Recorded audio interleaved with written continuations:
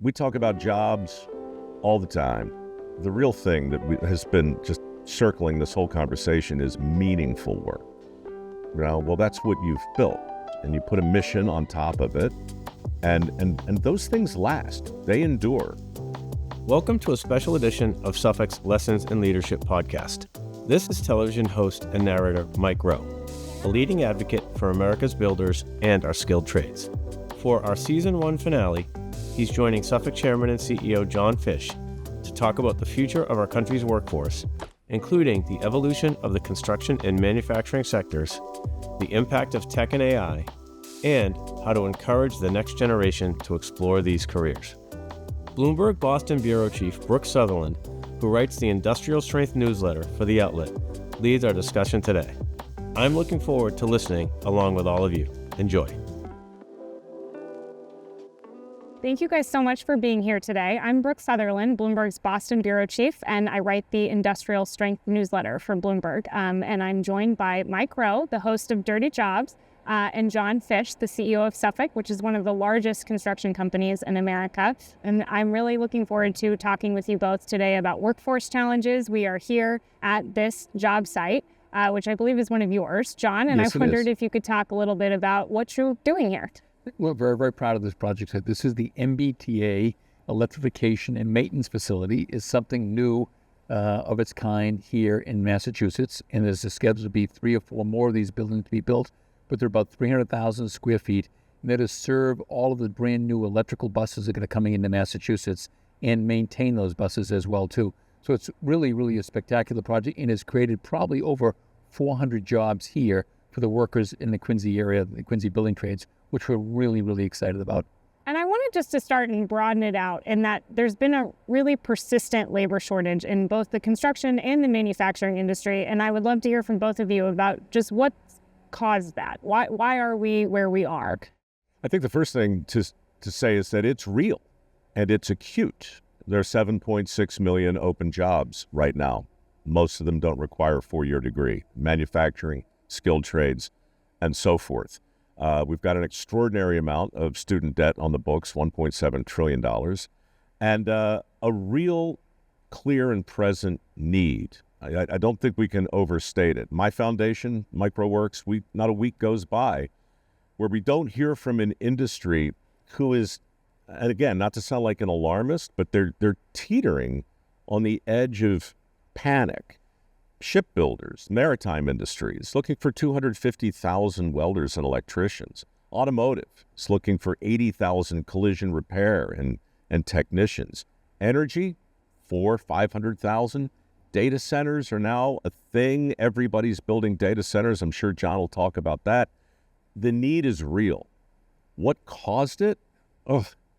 Just generations of stigmas, stereotypes, myths, and misperceptions that have conspired to keep a whole generation from giving the trades an honest look. The universal removal of shop class from high school, which will go down in history as quite possibly the most harebrained decision in the wide world of education. A collapsing demographic. We're having less kids. The population is actually shrinking. It's a problem. And an aging cohort of boomers. For every 5 tradespeople that retire, 2 replace them. 5 out, 2 in. 5 out, 2 in. All of that combined has put incredible pressure on companies like John's, and really any company that relies on skilled labor has found itself now in the competition of a lifetime for human capital. John, I would love for you to jump in here and share your I'll thoughts pick up as where well. Mike left off, and I think I'll use a story as an example. We, as Mike pointed out, do a lot of data center work around the country. Probably close to $3.5 to $4 billion worth of data center work a year, all in different remote locations. And there's one location we just broke down. The project is a little over a gig, so it's a very, very large facility, and we just cannot find enough electricians. So what's happened is we've had to turn away work because there wasn't electricians available to actually do the physical work themselves. And now we're trying to see if we can go forward with offsite manufacturing, other types of solutions to eliminate that sort of stress on the project. But if, as Mike pointed out, if you just take a look at the analytics right now, so you get 5 people retiring, Mike, you get 2 people going back in. 40% of the workforce in the next 5 or 6 years is going to be retiring. Fewer people are entering the workforce, to Mike's point. We've got a serious immigration problem right now. 25% of all construction workers are immigrants at the end of the day. And we know what that conversation is today. I don't think it's going to get solved soon, so that catapults it. And as I said, construction costs today in America are greater than the value of the build. So something's got to give. It's a supply and demand issue. And if we don't, as a society, acknowledge the opportunities in the built world today, especially with all the innovations in technology, artificial intelligence that's available, we don't make that to be a more glorified opportunity to live the American dream, we're cutting our nose off to spite ourselves. It just doesn't make any sense to me. And this is a solution that has to come from not one particular constituency. It's leadership in government, leadership in business, and leadership in the schools of America today. And give the students permission to say, it's okay not to go to a four-year college. It's okay to go to a community college or vocational school. I just wanted to pick up on what you were saying, because this is a hard challenge to solve for. And I would love to hear from you, John. I mean, just in terms of creative ideas that you've had in terms of attracting labor and anything that you found that's worked. I mean, I've written about companies that have experimented with part-time schedules or set up daycare on site at factories, or thought about attracting video gamers, setting up video games on their job sites to help attract people. And I just would love to hear anything you've experimented with, or, some of these ideas that you might have to get creative about attracting people. We have one we've sort of rolled out last 20 years, a program called Career Start, which is a curated sort of couture program for high achievers in the construction area. Coming out of vocational schools or coming out of community colleges, and putting them in our program and give them the opportunity to try out estimating, project management, field operations after a 2-year stint, then decide where their passion is, where they can take that at the end of the day. But also what we found out is that we've gone out there and sort of promoted hiring liberal arts students, okay? And once we hire those liberal arts students, we're finding out that their sort of, I would say, their interest 4 or 5 years down the road doesn't really stick to the category that they've been in. So now we've reverted back to go to vocational schools or community colleges, okay? We're finding out those young men and women, and a lot of them are first gen, are so hungry to find and develop a skill that they can live the American dream. It's incredible. Now what we're doing with that, we're taking that data, we're bringing that to the liberal arts schools and explaining to them, listen, if you don't open your aperture up in career services and say, this is okay, this is acceptable, you've got permission to go this route, this is a way that you can really build a successful career, okay? It's a team sport, the solution of this issue, no silver bullet, but I'm in the firm belief at this particular point in time, there is light at the end of the tunnel, and I'm the eternal optimist. John, why isn't there a trade school on the Harvard campus? Why isn't there a trade school at Dartmouth or William and Mary or UPenn? Why doesn't the Ivy League bring the vocations under their imprimatur and say, you know what it means to be a lawyer from Harvard? We know what it means to be, to get an MBA from Wharton. What's it mean to be a doctor? Or a doctor.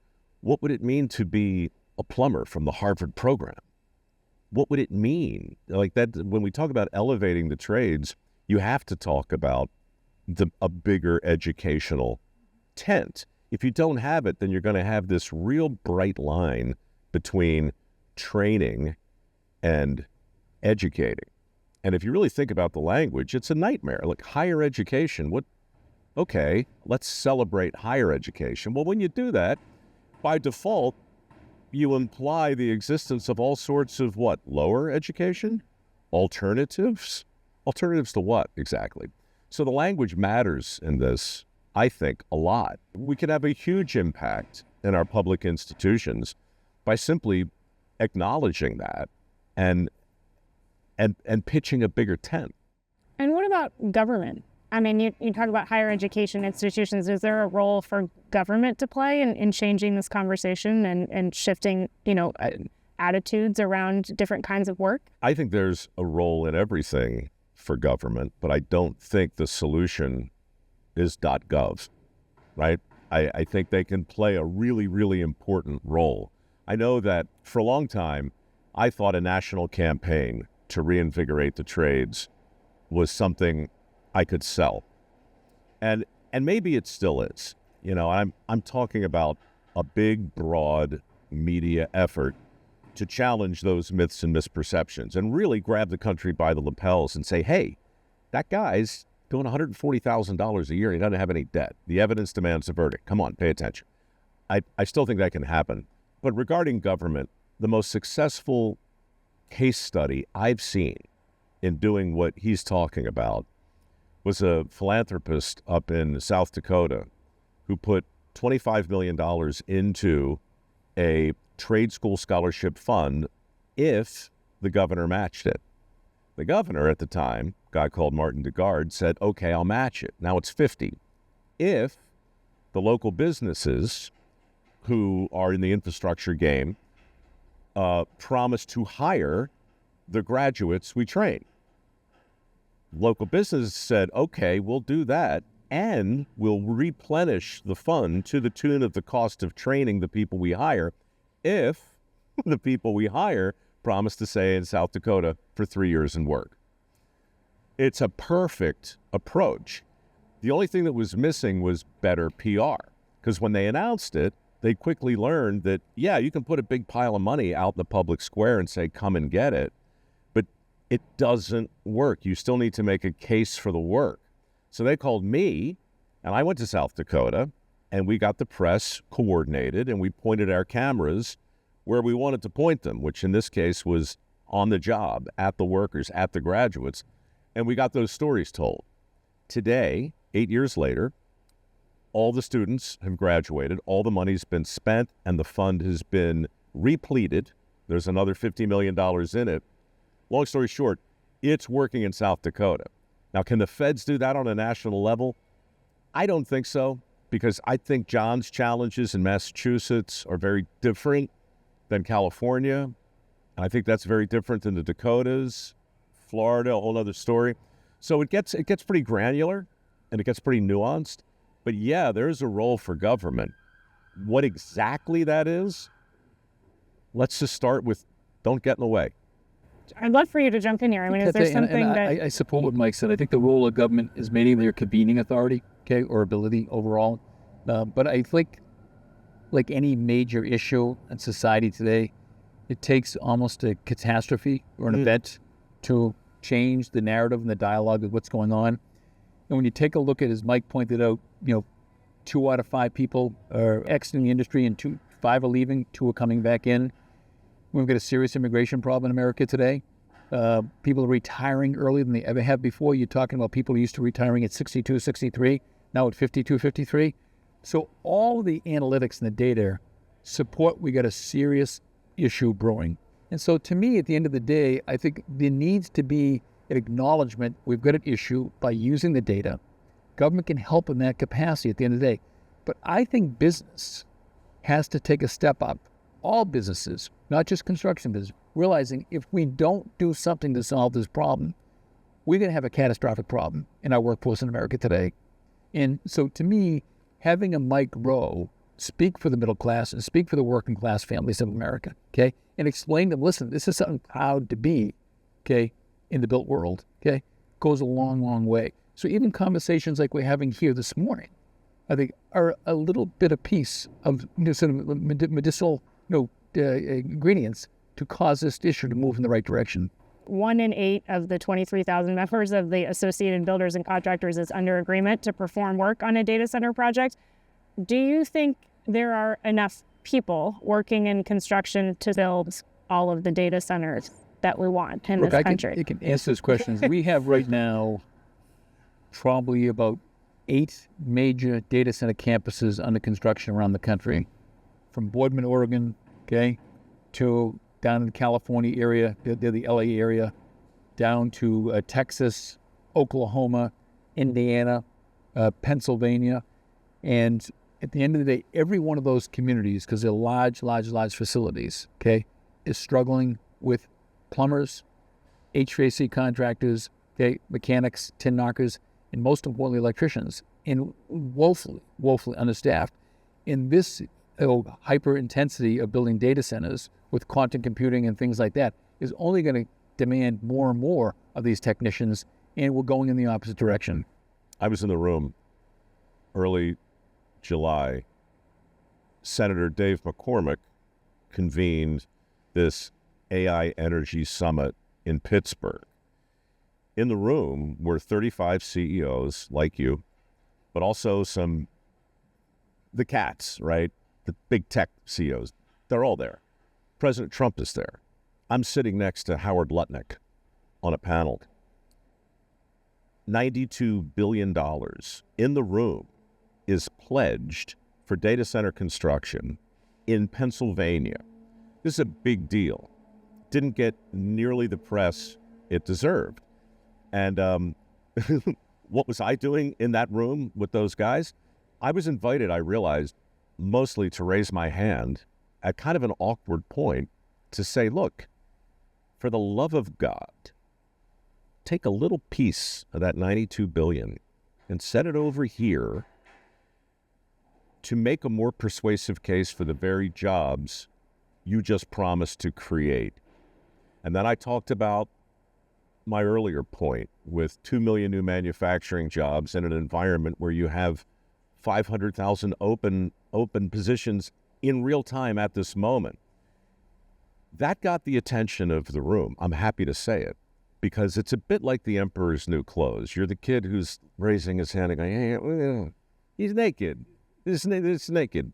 You know, and this point doesn't come up in meetings like that because it's very hard to get elected when you're talking about things like a skills gap.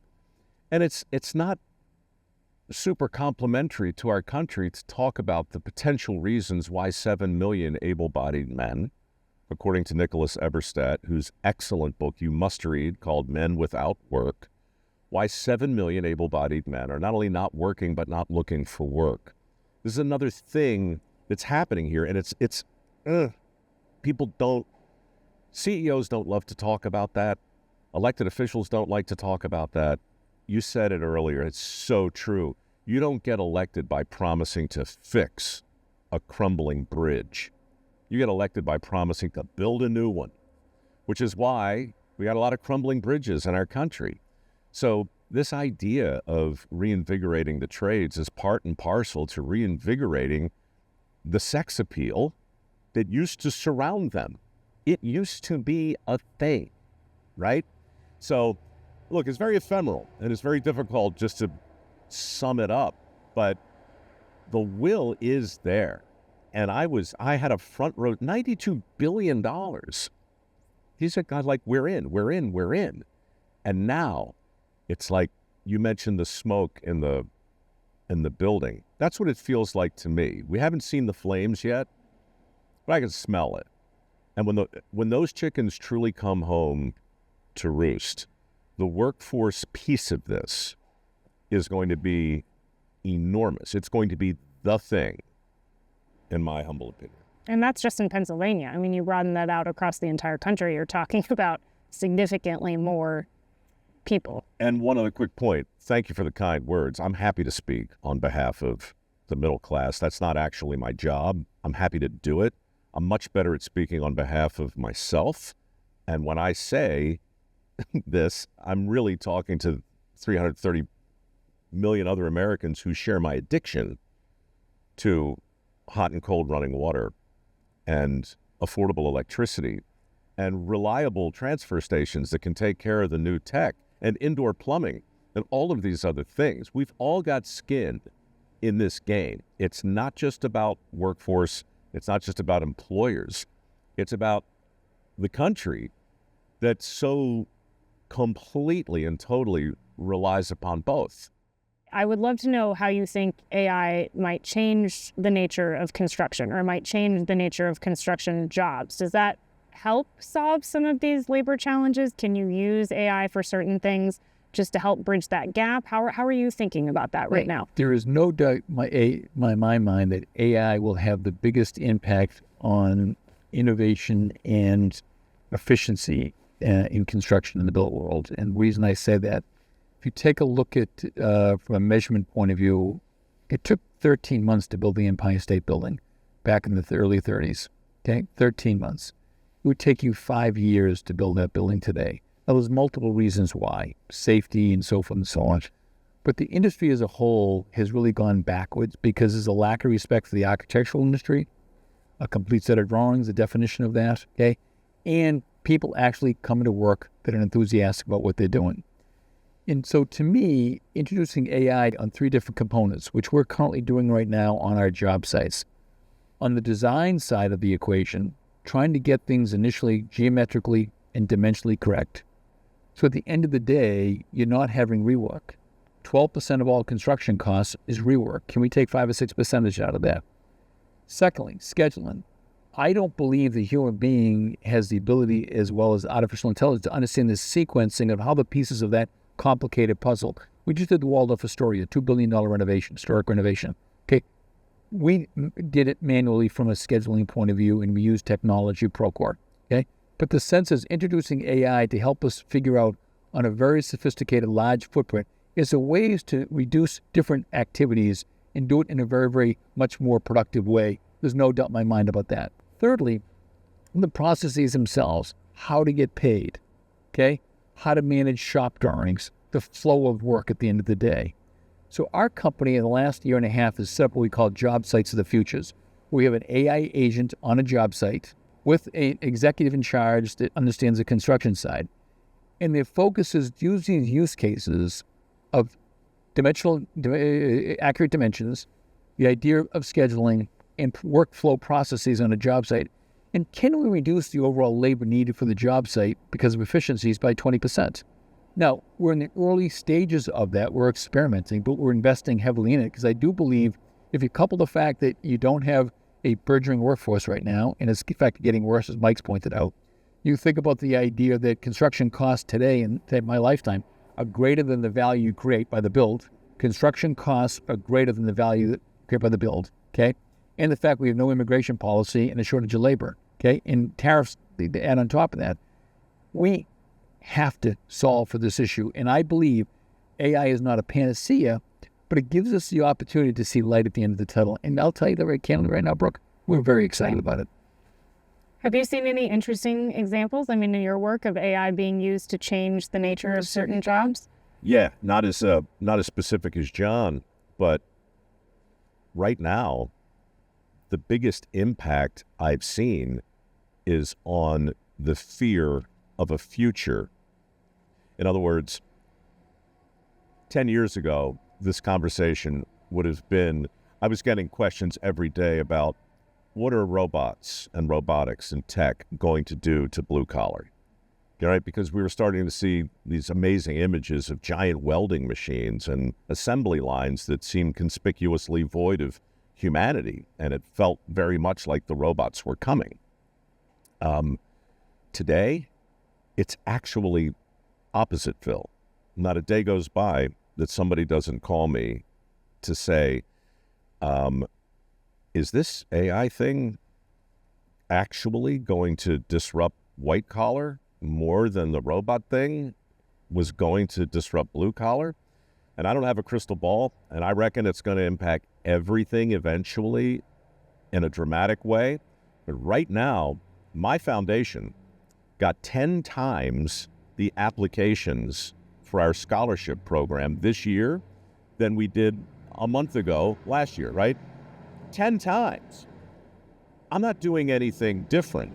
I'm still beating the same drum, telling the same anecdotal stories.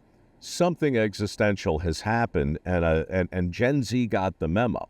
And they're doing the math, and they're looking at this, and they're going, wait a second, what if in terms of job security, they told me to code? They said, learn to code. Don't waste your time welding. AI is not coming for the welders. It's coming for the coders. And so that realization right now, I just heard Mark Benioff's Salesforce went from 9,500 employees to 5,000. Laid off 4,500 people because of AI. And when a guy like that tells a story like that it trickles down, How many plumbers did he fire? How many welders? None, right? So there is something in this moment right now that's helping turn that tanker around there is a realization among a lot of people in their early 20s who are trying to figure out how to hedge their bets, and they're looking at careers and going, you know what? The future looks like a worker powered by and with AI in your world. That's what the future looks like. In the paralegal world, in the computer programming world, it looks like an empty cubicle where a human used to sit. They're out. So, yeah, people are looking at that, and it's certainly impacted the enthusiasm around our program. And I've talked to a lot of people in your position, and it seems to be a thing. Yeah. As I said, it's not a panacea, but I do believe that it's part of the solution to the challenge we're currently facing right now. And as I think of, Mike talked about reshoring and onshoring, okay, and trying to build the manufacturing base of this country back up again. We have no choice except to explore this at the end of the day. We have no choice. You've mentioned your foundation a couple of times, and I wondered if you could just talk a little bit more about what you're trying to do there, and, if there's any sort of specific examples you want to highlight that really, exemplify the foundation and its goals. Thanks. Yeah, we just turned 17 on Labor Day. Mike Rowe Works was formed when Dirty Jobs was at its zenith, and a lot of people were paying attention to that show, and it just gave me a chance to connect the content of that show to actual careers that needed help in the recruiting space. So I became a kind of ombudsman for opportunity, I guess. And fans of the show then built a trade resource center that worked as a giant blue-collar job board. So it was that for a while. And then around 12 years ago, we started raising money for scholarships. And I settled on work ethic scholarships as a category because nobody else was really doing that. And we focused on jobs that required training and not a 4-year degree. Very modestly, I think we did $500,000 our first year. We did $5 million last week. These scholarships we've broadened it to everything from, cosmetology to welding and everything in between. The reason I'm still doing it is because what I've learned is that the most powerful thing is not me answering your very gracious question or telling stories about things I've seen and people I've met. It's going back and interviewing the people we've helped 5 or 6 years ago. And Brooke, those stories move the needle. When you talk to a welder who took a $6,000 grant and turned it into a $3 million mechanical contracting company, or a plumber who decided he's not really thinking like an entrepreneur, he just wants to work his 40 hours and he wants to be a part of a union and he wants to take care of his family, and his story is a story of a balanced life, and I hear those stories and we point our cameras at them and we share that. And so I'm excited now because of the 3,000 people we've assisted. That's become just a treasure trove of real stories, and those work. So I could probably help more. I would like to help more, but the real intent now is to help people who are willing to sit down later and make a persuasive case for their choice. Nothing works like that. Look, I would say, though, is I think if you double-click on what Mike just spoke about, and you take a look at the type of people that he's helping out, okay, there's certain criteria that you have to sort of pass through to be eligible for that type of grant. It's called the SWEAT sort of manifesto. Sweat pledge. Yeah. Okay, SWEAT pledge. And Mike, you might want to talk a little about that, because when I read it, I was so impressed. And it just gave me hope that if people are applying to that particular program, acknowledging that's what we expect from you, okay, it just shines a light on something that I think is so important for this industry. Well, thanks. Nobody wants a lecture. Nobody wants a sermon. Nobody wants their fingers shook at them and told that they're lazy, and nobody wants to hear what's wrong with them. And I get all that. But it felt to us at Mike Rowe Works that there was no concerted effort in schools to talk about work ethic or delayed gratification, or a positive attitude, or financial literacy even. Like there were so many things that impact a person's career choice and ultimately their job satisfaction. And it's like soft skills. You know, it's probably the wrong day to talk about tucking your shirt in and showing up on time. You look good. You look Thank good. you. I feel pretty. But the idea was we're very stingy with the money that we raise. And I'm not persuaded purely by need. We want to help people. I know it's a cliche, but we want to help people who share our worldview. And I'm here today because Suffolk wrote the book on this. They have a mission.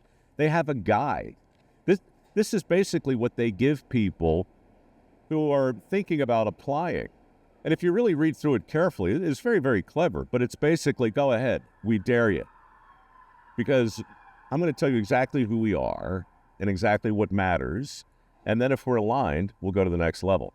I wanted to do that on the foundation level. So the Sweat Pledge, it's just a silly acronym. Skill and work ethic aren't taboo. It's 12 points, modern, but based loosely on the Scout Law. I wrote it one night after some wine because I thought it would be a good way to at least start a conversation about some stuff that, for whatever reason, has become kind of, I don't know, triggering to talk about. Like, when did this happen? When did the biggest companies in the country suddenly get squishy about talking about the importance of work ethic or a decent attitude? When did we get so careful about all of that? So Mike Rowe is not terribly careful about that. In fact, that Sweat Pledge has turned into a curriculum. It's in 70 schools now. And with a little luck, we'll get it into 700 and then 7,000. And as Mike alluded, Suffolk is not squishy about work ethic or culture either. And, I did want you to just talk a little bit about that culture that you've created. And then also as part of that, you have the Giving Circle, which is a little bit different from what Mike is doing. But, if you could just talk about what you're trying to achieve there. I think, in the academic world, they use the word culture eats strategy for lunch. It's who you are. How do you show up? It's your being with your people at the end of the day. And we're unabashed. We make no excuses for who we are. Okay, we're passionate. We have integrity. We work hard. We're proud to say that. We're professional. And probably most of all, we care about each other. And that's the underbelly of any successful culture, of people buying in and most importantly, caring about each other and being vulnerable with each other and building trust with each other. You can't build trust with anybody unless you're allowing yourself to be vulnerable. Okay? And have the opportunity to be with your people each and every day that share similar beliefs and attitudes of wanting to serve a common goal and really live the American dream. That's a powerful thing. And when I was younger, I used to say we have sort of a cult-like culture. My wife says, don't ever say that word, cult-like culture. I said, James Jones, Guyana, drinking the Kool-Aid. I said, but at the end of the day, that's what we're trying to create. We don't want to adjust our values and our beliefs for some political reason or because somebody feels that we're not doing the right thing. At the end of the day, we know who we are, what we stand for, and we stand for America. I'm not a Democrat. I'm not a Republican. I'm a patriot. I love this country, and I believe deeply in democracy. I deal deeply in the American dream, okay? And again, democracy is messy. We all understand that. But at the end of the day, stand up for what is right, okay? We might not be able to change everything, but if we change things one meeting at a time, one voice at a time, I'm the eternal optimist. I believe the best of America is yet to come, and I'm hoping my company can play a small, tiny role in that progression. Okay. I know I've taken you both in a number of different directions, but is there anything I haven't asked you about workforce challenges that you think is really important, that you wish people, paid more attention to? Okay. I've got to know Mike Rowe over the last year and a half, and I've got to know Mary Sullivan, who is an absolute rock star, who Mike's counterpart. And it's going to take somebody like Mike Rowe and Mary Sullivan to stand tall in some very uncomfortable environments, to speak the way he's speaking today, and to receive some shrapnel coming in all different directions, to start helping us make progress as a country on this particular issue. As Mike pointed out, this will not get solved if we don't come together as a community and recognize that, one, we have a problem, 2, there's no easy solution. And 3, it's going to take hard work, and that's not bad. Shortcuts lead to long delays. If I'm Mike Rowe, and I am, he's macro, right? And everything he just said is possible because the buck really stops with John. He runs Suffolk. It's not a public company. He runs the company. It starts there. And I admire that a lot. I know how hard that is. And in a much smaller way, I do the same thing in my organization. But it's going to, yeah, I'd love to be part of the solution. But what you've built, what you're building, see, I got stories. I tell stories. He builds evidence that demands a verdict. And years from now, well, 1 year from now, this place is going to be finished.